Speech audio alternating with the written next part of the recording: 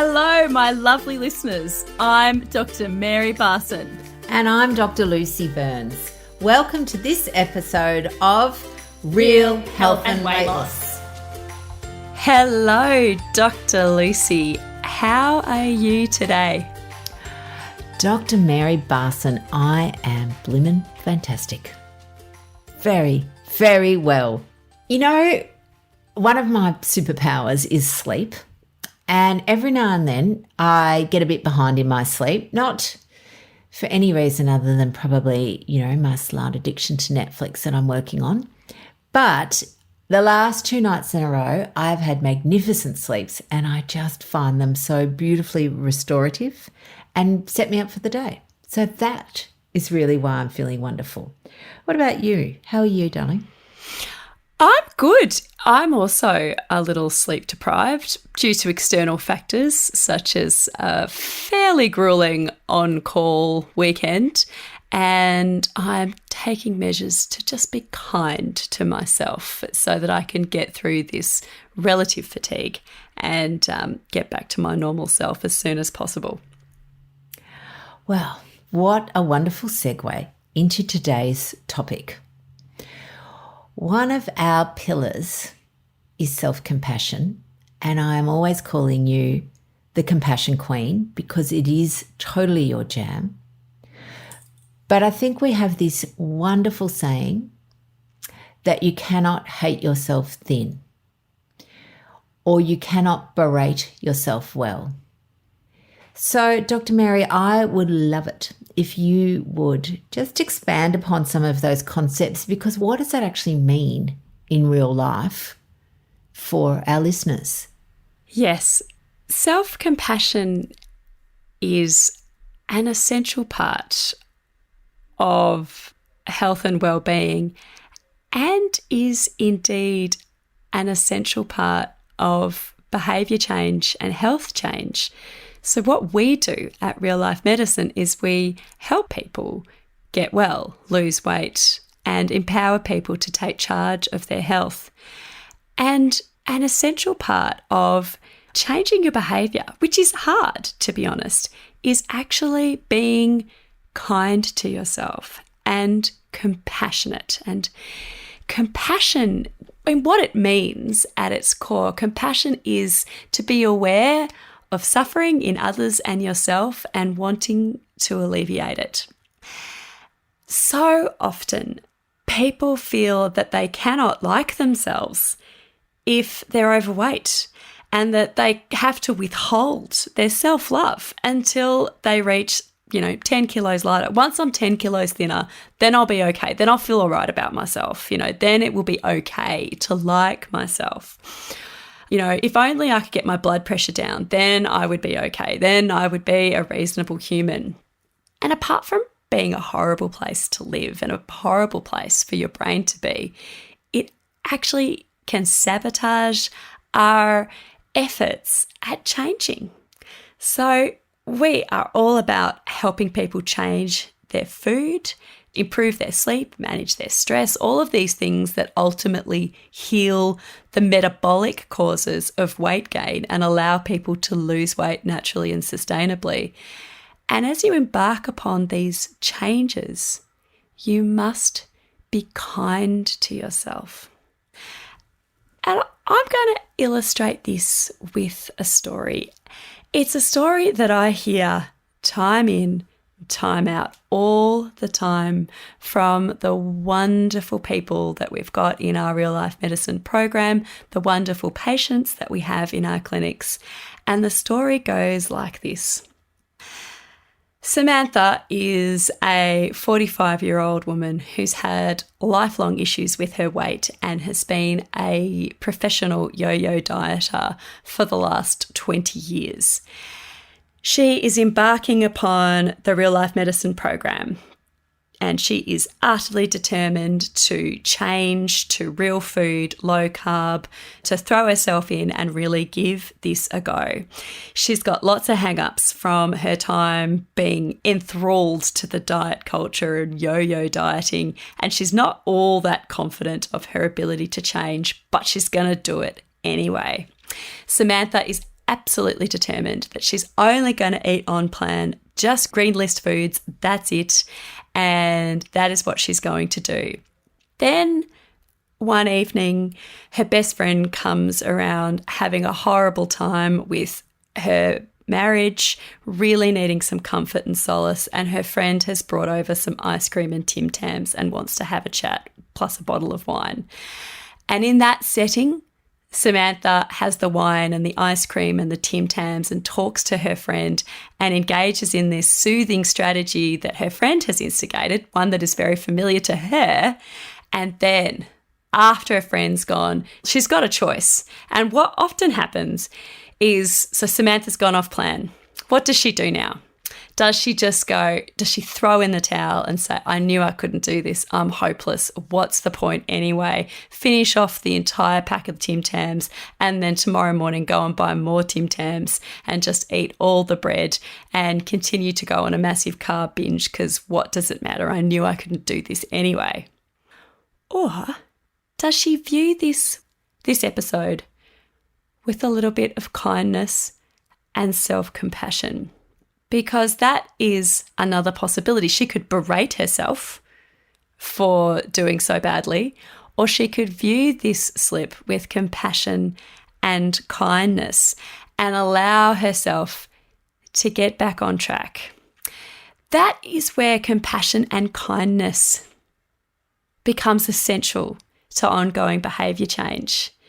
So self-compassion provides this space and this emotional safety to first identify the slip up, to first realise that you did it and to understand it and learn from it, whilst all the time still feeling good about yourself and treating yourself with kindness. Self-compassion allows us to forgive, learn and move on versus hate, berate and throw it all in. Oh, I love that. Can you just say that again? So self-compassion provides the space for us to be able to learn from our slip-ups, to understand them, forgive them, and just move on and keep going rather than hate, berate, and throw it all in. And you know that there's actually scientific study and research in self-compassion. So it's not just a story. It doesn't just sound true, but it is in fact scientifically validated to be true. Studies looking at people's self-compassion levels and their ability to engage in healthy behaviour change have been around for many decades. And it shows this positive correlation. If you are able to be kind to yourself, you're more likely to be able to stick to a healthy behaviour change. And the wonderful thing is, the truly empowering thing is that self-compassion is a learned skill. You can learn it. For some people, it can seem very, very strange and foreign. Some people have quite a lot of difficulty viewing themselves with kindness. But it can be learned. And indeed, it has got 3 main components to it, all of which are skills that we can develop. And we love teaching these skills at Real Life Medicine. I'll go through the 3 steps to self-compassion now that will help people stay on track with their behaviour change. Oh, I'm excited to hear these 3 steps. I'm thinking, wow, excellent, good, give me a framework. Perfect. Good. We do love a framework at Real Life Medicine. Yeah, so look, this is not mine. This is well-validated psychological research. The 3 steps to building and maintaining self-compassion. 1 is to be kind to yourself. And although this is a really simple concept, for many this can actually be hard to do. Some people can just naturally be kind and forgiving, but for others, it can be quite difficult.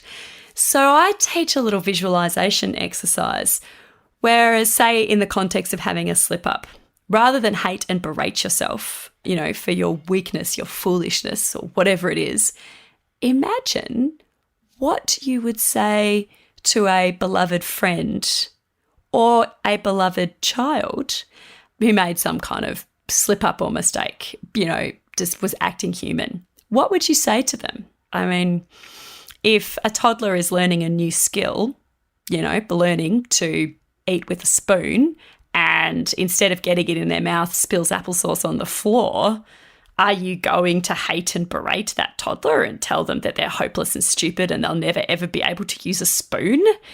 Of course not.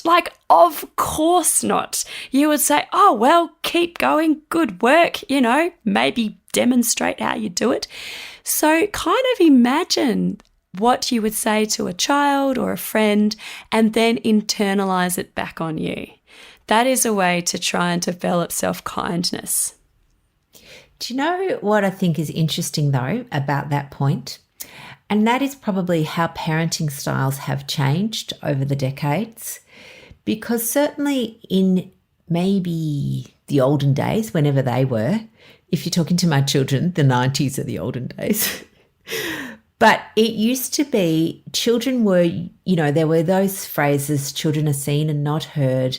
There was a much greater punishment sort of culture that, you used more stick, less carrot. And so I think for, again, people perhaps of my generation in their 50s or 60s, that maybe this is part of the reason why it is difficult for them to have self-compassion. They've never had it modelled to them. Absolutely. And so it really is a whole new thought pattern and a whole new skill. Good. Step 1, I interrupted you. So step 1, be kind to yourself. What's step 2?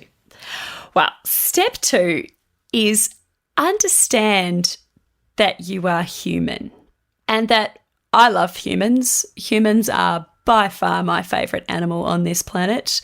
I am just constantly in awe of all the wonderful and interesting humans that I get to meet. And the one thing that all humans have in common is that they are human. And we're... Yes, profound, Mary. Profound. I know, right? We're humans. We are flawed and fallible. We all are. We're all going to stuff up in small and big ways all the time, in all spheres of our lives. It's just going to happen. We are each of us unique and wonderful, but fallible. And it is okay to not be perfect. It's totally okay to make mistakes, particularly in the sphere of behaviour change. When learning a new skill takes a bit of practice, a bit of time. Changing a habit takes a bit of practice and it takes a bit of time. And one of our favourite sayings at Real Life Medicine is we need progress, not perfection. We don't expect perfection. Perfection it's not possible and it is not required. We need progress. And I think that we really, really love emphasising that because, and again, back to last week's episode on diet culture, it was always about perfection. I remember when I'd step on the scales at Weight Watchers and if I hadn't lost any, somebody would quiz me, what did you eat? And it'd be like, oh, well, I did have a quarter of a peanut butter sandwich. Oh, well, that'll be it then. That'll be it. That's why you haven't lost any weight. And it's like, oh, okay. And so perfection was totally not just encouraged, almost demanded. And again, that sets us up for failure because as humans, in fact, as anybody, any creature, nobody is perfect. So we actually have to change that story in the head from being perfect to almost celebrating our imperfections because we are not and never will be perfect. Absolutely. And we just don't need to be. So we have got step 1, be kind to yourself. Step 2, understand and embrace your humanity, your flawed, fallible humanity. And then the third step to cultivating this self-kindness and self-compassion is to be mindful. Mindfulness is a simple, important, and very obtainable skill that has heaps of benefits for our health and well-being. And in the setting of being able to be kind to yourself when moving forward, progressing with a behaviour change. Mindfulness allows us to find this gap, a space between any stimulus, and in this case it might be eating the Tim Tams with your friend, and the response. Do you then just throw the towel in and eat the rest of the Tim Tams and hate and berate yourself? Or do you take a moment, be kind to yourself, accept your humanity and move on? It's being mindful. And in a simple way, mindfulness is the ability to bring your attention to your experiences in the present moment in a non-judgmental way. And this is a skill that you can practice 5 minutes a day by simply focusing on your breathing, focusing on a tree outside.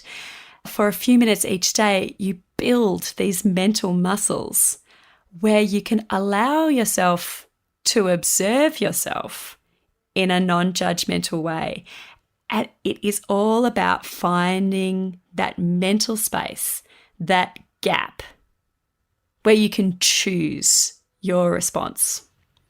Absolutely. And it really is the pause, isn't it? I mean, we do try and teach even children this, where people will often say, count to 10 before you do something. Doing that gives you that little, just that time, that pause to be able to change your reaction, if you like. So there is an action and a reaction. And then you actually have a little moment to go, actually, I can do this. Super, super important. Dr. Mary, you have given us so many insights today. I love it. I totally love it. Thank you very much. I love it too. It is the essence of enjoyable behaviour change and effective behaviour change, being kind to yourself, understanding that you're human, and being mindful, and incorporating just a 5-minute mindfulness practice each day can help you keep cool in the face of those little slip-ups and help us find our self-kindness and tap into that common humanity and let us move on, because we need progress, not perfection. Wonderful.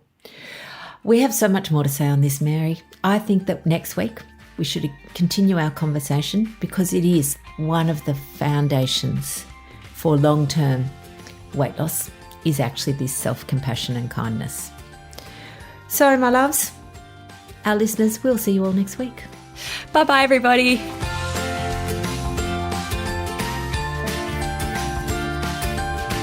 So, my lovely listeners, that ends this episode of Real Health and Weight Loss. I'm Dr. Lucy Burns. And I'm Dr. Mary Barson.